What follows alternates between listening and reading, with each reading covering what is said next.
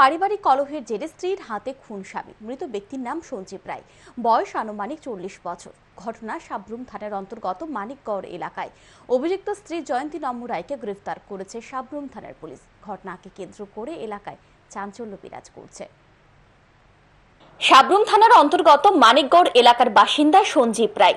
সঞ্জীব রায়ের স্ত্রীর নাম জয়ন্তী নম্ম রায়। তাদের 2 কন্যা সন্তান রয়েছে। তাদের বড় মেয়ে সাব্রুম বালিকা দ্বাদশ শ্রেণী বিদ্যালয়ের ছাত্রী। সঞ্জীব রায়ের বড় মেয়ে সাংবাদিকদের মুখোমুখি হয়ে জানায়, শনিবার রাতে সে ছোট বোনকে সাথে নিয়ে ঘুমিয়েছিল। তার বাবা ও মা একসাথে বাড়িতে বসে মদ্যপান করে। তারপর উভয়ে নিজেদের মধ্যে কোনো একটা বিষয় নিয়ে বিবাদে লিপ্ত হয়। একটা সময় তার মা জয়ন্তী নম্ম রায় কেচি দিয়ে স্বামী সঞ্জীব রায়ের গলায় আঘাত করে। তখন সঞ্জীব রায় মাটিতে লুটিয়ে পড়ে।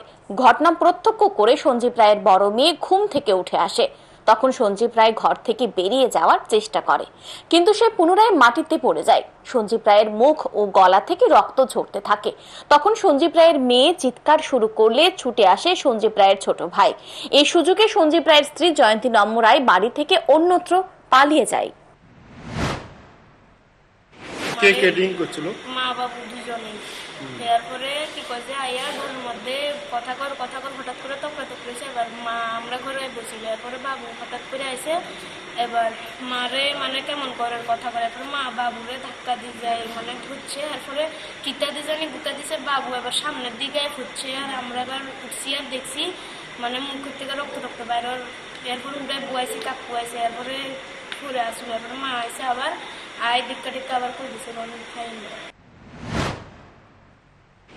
এদিকে ঘটনার খবর পেয়ে সাব্রুম থানার পুলিশ ঘটনাস্থলে ছুটে যায়। সাব্রুম থানার ওসি জানান, ঘটনাস্থলে যাওয়ার পর খবর দেওয়া হয় দমকল বাহিনীর কর্মীদের।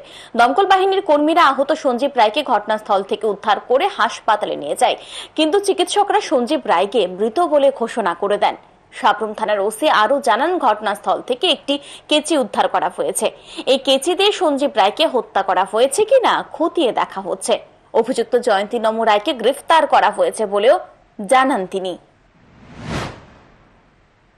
একটা কেসি পেয়েছি, ওইটা কি আমরা এটা তদন্ত করে দেখবো। এই কেসিটার কি অন্য মারা গেছে ওর নাম সঞ্জীব রায়, বয়স আনুমানিক 40। যে খুন করেছে ওনার ওয়াইফ। রবিবার সাব্রুম থানার পুলিশ অভিযুক্ত জয়ন্তী নম্ম রায়কে আদালতে সোপর্দ করে। ঘটনাকে কেন্দ্র করে সাব্রুম মানিকগড় এলাকায় চাঞ্চল্য বিরাজ করছে। দাবি উঠেছে অভিযুক্তকে কঠোর শাস্তি প্রদান করা হোক। Bureau report, news today.